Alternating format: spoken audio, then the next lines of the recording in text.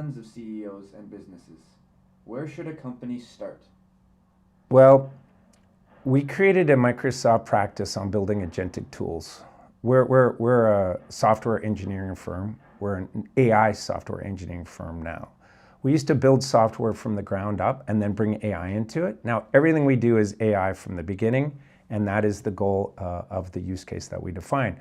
But I do see two different types of audiences, because when I first talked with our CTO about going to market with a practice around building agentic tools, I thought people were just going to be lining up, because I literally was seeing things that I never saw. Even with my 7-year career at Microsoft, I never saw what I describe as software thinking for itself. So when we came to market last year, I thought everyone's going to want these and everyone's going to be buying them. Well, the fact is, there's two different types of customers we're talking to right now. The customers that come to us that are already power users of AI, ones that have power employees that are promoting and using AI in every meeting they do, those are the ones that want to jump right into the use cases. And then the next type of customer are the ones that I feel have not started and not sure where to go. So let's break that into two different types of customers. The power users, we're gonna want to jump into specific use cases. But the non-power users, and where do I start? Well, the first thing I say to them, let's not fear this. I went through .com, I went through the cloud. Sometimes the media and the tech world, they overcomplicate things, right? So let's not fear AI. You're not gonna lose your job, but at the same time, you have to understand that your business is going to change. So instead of fearing it, instead of overcomplicating it, let's just start. And we have tools we can use now to increase top line or decrease bottom lines. And so, first of all, if you're the CEO, you need to start using this. Whether you're in plumbing or construction, if you don't think your business will change, you're wrong, okay? So start using it yourself. First thing I tell everyone is choose a provider.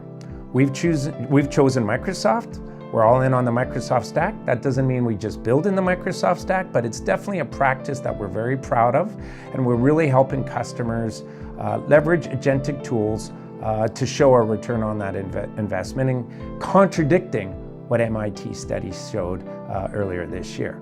Now, again, going back to the CEOs, look at choosing a partner, okay? Choose like a Microsoft. You don't have to just choose Microsoft. There's other organizations out there, but go in with them. Leverage them to be your cloud provider. We've implemented Copilot into all of our employees' M365. So everything around Office, the regular Word, Outlook, Teams, has Copilot helping them be more strategic within the day. Our organization might be a little different. We not only standardize in Copilot, but everyone's leveraging OpenAI as well. But start with just one. Choose a cloud provider. Choose a tool that your employees can be more productive with on the desktop. Now, number two, don't just roll out Copilot. You do have to look at training. We've seen data show AI get deployed, and during the first week, we noticed around 70 to 75% adoption rate.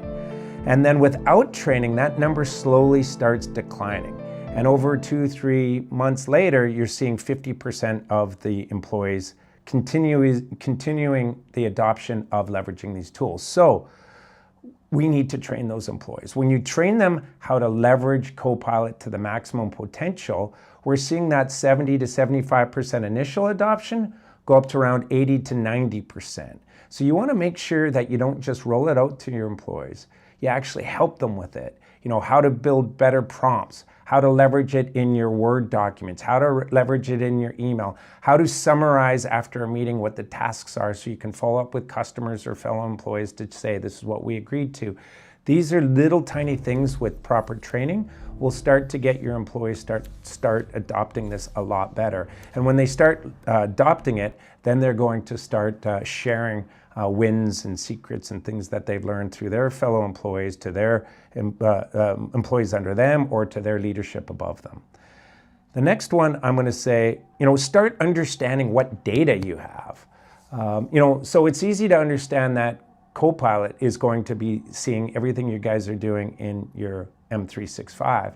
But how are people leveraging this to even go to the next step? How are we going to build agentic tools?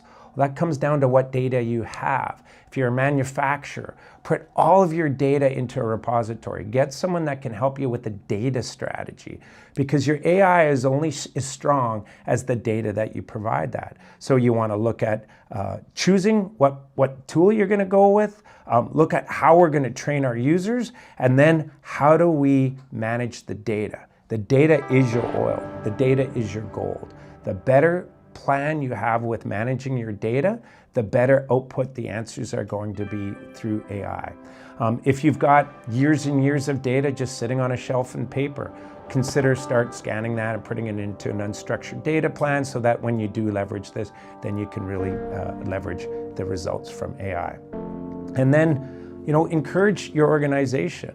Encourage idea sharing. Support your power users. You're going to have people that are leveraging it to the fullest potential. The ones that are going to say, hey, I want to use OpenAI or Copilot, GPT, Copilot. Well, give those power users both of them. Start getting feedback from them.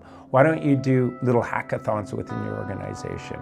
Let's share the win. If you share a win that you've been more successful leveraging AI within your enterprise, throw them a gift card, a Starbucks gift card, put a little competition in place. That's going to get everyone to embrace this faster and leverage it better within your organization. And as a CEO, start learning this. Start using AI every single day within your business. Help it write your proposals. Help it write with any legal accounting issues you might have. Ask its opinion on things. Don't be scared of it. Use it, leverage it, and you're going to actually say, oh, wow, I'm way more efficient today than I was before. And then at the end of that, that's when you're going to be able to start learning specific use cases, okay? We build agentic tools for customers. Every successful one, the CEO has been the executive sponsor, okay? Traditionally, it's gone from the CEO to the CIO/CTO or that business analyst. And that's great because the CEO is still involved and wanting to get weekly updates or quarterly or every 2 weeks. What's the update now? Where are we at with this? What are you seeing? What are you fearing? Also understand that when you start defining specific use cases, and many times this has happened to us, we've sat in a room and a very excited CEO is talking about, which I'll describe as quoting, the cure for malaria. Let's not try to cure malaria. Even though that would be nice, let's start off with very, very simple use cases. I'll give you an example of a gold mine that we were working with. We needed to prove ourselves with them that we had the capability to build some of these tools. And coming up with use cases was just too much challenging. So I asked one of their foremans at one of their mines, tell me a problem that you're having today, something that drives you nuts. And it was very simple. He said, I have 3 mechanical engineers on site here, and we have over 5,000 gas-powered vehicles. If you can help these 3 be more efficient with these 5,000 gas-powered vehicles, that would make my life way easier. So we built a tool to allow these 3 mechanics to be able to get a call when something breaks down, to go down to it and simply take a picture of a serial number, which has the make and model, and then the picture of the damaged part. And all the research that these mechanics used to have to go through back in their trailer, going through service catalogs, maintenance catalogs, or whatever it was, through a simple picture, it could do an image recognition and show this is from an 88 Cummins diesel piston. And then it can start sourcing it. It can start referencing all the documentation to all the service catalogs, all the maintenance catalogs if they had that make and model, and allow them to get more time in actually fixing it than researching it. A very simple use case. Who would have thought to make 3 mechanics more efficient? Well, the downtime on this equipment from the reduction of researching through manual paper-based was so dramatic that now they're looking at integrating it into all of their procurement apps. They're looking at filming YouTube's videos so that they can post that up as another data source. So if you worked on that 88 Cummins diesel, the next time it's going to show up the video and say, look, This is what we did. The piston went. This is how you replace it. Again, just allowing your mechanics to spend more time doing what they'd rather be doing. And that's fixing things rather than researching it.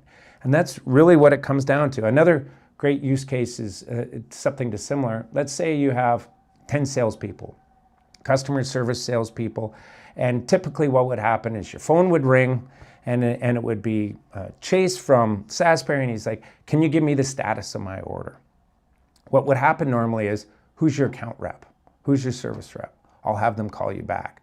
But imagine if you could just type in Teams or whatever the UI that you normally would be and just say, hey, Chase from Sasbury called. He wants to know the status of the order. And instantly it gave you all the answers. Look, 40% of your order's already been shipped. The rest is going out next Tuesday. Is there anything I can help you with? Like, I can give you a detailed breakdown right now by just asking Teams, can you send Chase an updated status of what's been shipped, what's coming next week, and break it all down in a format so that the customer can understand. Now that customer request call has been solved right there without saying, I'll have your customer service rep or your account manager call you back. Those are the little things that we want to do. Things to just augment your staff to be more strategic and to be more valuable to the organization. And I say to everyone, what's a task that you do regularly that's mundane and boring that you can't stand doing on a daily basis? Those are where we can start to identify very simple use cases that can be rolled out cost effectively through our organizations without breaking the bank. And then we can see, you know what, this $30,000, $40,000 investment, are our sales agents benefiting from this? And if the answer is yes, how do you branch it off from there? And we'll reinvest into more and more, making it better and stronger for the organization. If you see that it's bringing no value to your sales team or your customer service reps, you stop. You stop investing, because I'm sure just over a simple conversation, you and I can identify dozens of use cases like what I just described. And you don't want to keep going on if it's not bringing the benefits to your employees. You want to stop, fail fast, and do it in these little investments to see the return on the organization and your employees.